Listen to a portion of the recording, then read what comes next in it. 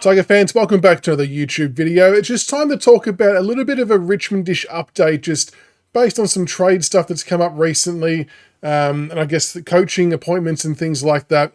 So I guess the first one was the link from Troy Chaplin being potentially linked to come back to Richmond in a coaching capacity from Melbourne.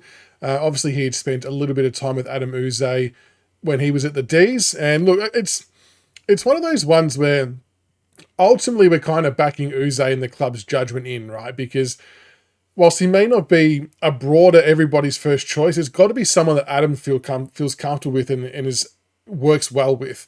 So it naturally is always going to sort of be someone who he does have a relationship with. What is good is I think Chappie is pretty well recognised in the coaching industry now as a really good assistant coach. I assume he would slot into the defensive structures like what Steve Morris was doing, although it's not that uncommon for teams to shake things up in the off-season. So whatever that might look like, who knows. But in terms of Chappie coming across, I'd be all for it if that's who Adam and the club felt was going to be best equipped to assist him going forward. Then I think it seems to make a lot of sense. I'm just not sure who else there would be out there. I'm sure there'll be some names that we haven't really sort of considered. I know people will always talk about like your John Longmires and Ken Hinkleys and people like that. And they may be names that we approach for different roles, whether it's like a director of coaching or some type of overarching managing role rather than a specific line coach. I guess you wouldn't have either of them on as an assistant, I wouldn't have thought, because I would assume they would still maybe have some burning desires for senior coaching again that may dictate what they do in their next roles. But yeah, Chappie, I don't mind it. I don't mind. He's well regarded, and I think he would be a nice addition. But it will be interesting to see if we shake things up. Obviously, there's been a lot of talk about Newman's work with the Fords and how that's going. But I think with Newey and the Fords, look, don't get caught up about Newman being a defender in his playing days and then now a Ford coach. A lot of times pass between those two things happening, and he's learned a lot of different things in coaching along the way. So I think a lot of it is to do with the age profile and the developmental stage of our forward line that does make it be a bit more dysfunctional, and hopefully we can see some improvement next year. If we didn't see incremental improvements next year, then you would have to obviously maybe sort of start considering something a little bit different to try and get it to work, because it does hurt our scoring capacity. So that's the first one.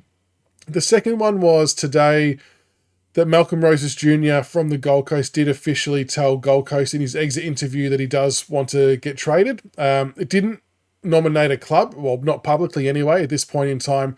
And the only thing that we still know to this point in time is that Sydney and Richmond are the front runners for his services. Now, I'm all for this one, and I do see a lot of negativity around Malcolm Rosas Jr. coming to Richmond. And look, everyone's entitled to an opinion, and that's completely fine.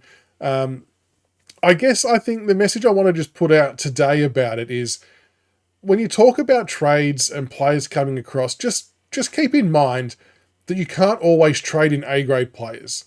Like, every time we say we're going to make a trade, it's not always going to be for a Zach Butters, a Dion Prestia, like an A-grade player. You do need foot soldiers, you do need role players to come in and to do their thing, which will help allow other players in our team to flourish. So my vision for Rosas, if he comes across to us, is that he would help release someone like a Seth Campbell further up the ground on a bit more of a permanent basis. I think that Rosas would be an upgrade on Steely Green at the moment. I think he's got really good goal sense, good marking ability, good pace. And the main criticism you see is, oh, well, he's not playing in the best 22 for Gold Coast. Now, it's true, but the Gold Coast are a pretty good side at the moment. They're a very settled side at the moment, and they just played in a semi-final. So just because he can't break it into a very settled top 6 semi-final making side doesn't mean he won't be able to thrive in our environment, where he's going to get a lot more game time and a lot more opportunity. So I don't think you should discard someone just because of that factor. To me, it doesn't make sense why you would discard him because of that, because the circumstances and the team that they're going to be in is completely different. With us, I would hazard a guess that he would play a lot of games and a lot of minutes, and he might even get midfield rotation minutes himself during this phase. But I think he would be a handy addition, and as well as what he brings to the team skill-wise, it also creates more pressure on spots, which is what you want at a club. You want pressure to earn your spot in the side because it drives better standards. Obviously, it's between us and Sydney. There has been some speculation that Sydney were apparently offering his partner some type of job or money to help lure both of them over. No idea how true it is. It's just bits and pieces you read. So whether that's true or not sure. But what I will say is, if he's going to pick Sydney and Tom Papley and Heaney and all that are still there, which seems very likely, I actually think that would be the wrong move for his football. If he's wanting game time and minutes on the ground at senior level, I don't think that they're the best option for him if those players are staying.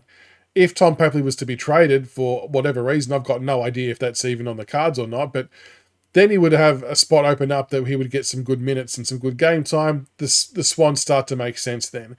So for me, I just think that if we're talking about, if Rosas wanting game time, we seem like the better destination, but it's not as straightforward as that, I guess, when there's money and where they want to live and a whole raft of things. So we'll just be on standby to see what happens with that one. But yeah, keen to see how it all unfolds.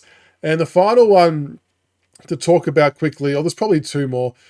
Sam Flanders has not necessarily demanded a trade from Gold Coast in his exit interview, but has said he's open to the idea of being traded. There was some speculation a few years ago that he might be a homesick type, so maybe that's playing a little bit of a part. I'd love to have our hat in the ring for Sam Flanders. I just don't know how we'd get it done. My initial gut feel would be it would have to involve using one of our picks to split with them, and us getting in return some players and a whole raft of swapping. It seems complicated in my head, so it probably really is. But that's the only way I can kind of see us doing it, because I don't see us trading a 2026 first rounder, and I don't see Gold Coast accepting a 2027 first rounder. So I think if we are to get involved in this, if he wants us and we want him, which no one has said anything at all at this stage, this is all just hypothetical, that it would be centered around this year's picks, I imagine. But I think he could play a good role for us in the midfield. He could play half-back. He could play wing.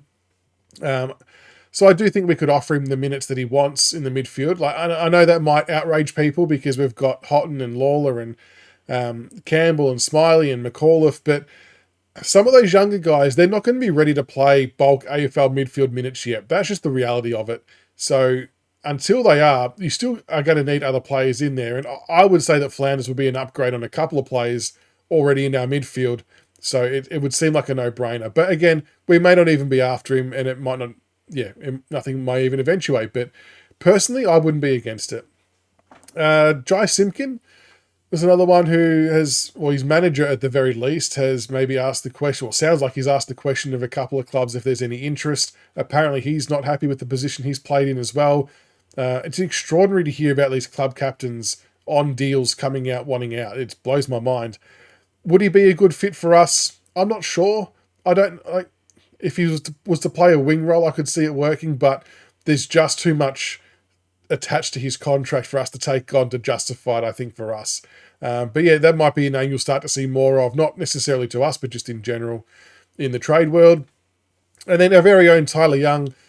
I did have someone mention to me the other day who was led to believe that West Coast have put a really, really nice offer in front of him and seem to be the front runners at this stage, with him potentially, making a move. And as we mentioned last time, I do believe that Tyler's preference is to stay at Richmond if we are prepared to match the biggest offer that's in front of him. And again, money-wise, we know it's not an issue, right? We know we've got enough coin, unless it's way overs and we're trying to find ways to fit other people in. I don't think that's the case. I really do think this is more about the years and the length of contract. I said it last video as well, but I think that my vibe is that we want to offer 2 years and get him to the Tasmania sort of area to see what happens there, and he would obviously want longer. Weirdly, even though he only played a handful of games this year, or a bit more than a handful, he's probably at his most valuable right now in terms of his age, the performance he's put out. So I don't know. It does to me feel like the stars are aligning for a trade, but it just depends. I don't know what West Coast would offer. I know they do have a later pick in the first round. That might seem overs. There might be some shuffling with other things happening as well. We did say the Bulldogs were showing interest soon. He would actually be a really good fit there. But it's going to be interesting to see where this one plays out. So I've heard no other confirmations or bits and pieces on that front. Haven't heard anything more on Tyler Sonzi or Thompson Dow Caleb Smith, so their names are still, I guess, all up in the air in terms of if they're getting new deals or if they're going to be delisted / traded or whatever it might be. So no doubt there's going to be a lot of things to play out over the next couple of months, which are really interesting. But just thought we'd put out a quick update in that space, a few different topics to talk about. Let us know what you think in the comments below. What would you want to do trade-wise? Who do you want to see come in? Would you be comfortable with Tyler Young going out? I think most of us would want to keep him, to be honest, but it is what it is. If we can get a nice pick and it benefits him long-term and benefits us, then why not make it happen? But yeah, let us know what you think. Make sure you like and subscribe for more Tiger content, and I'll see you for the next one. Go Tigers!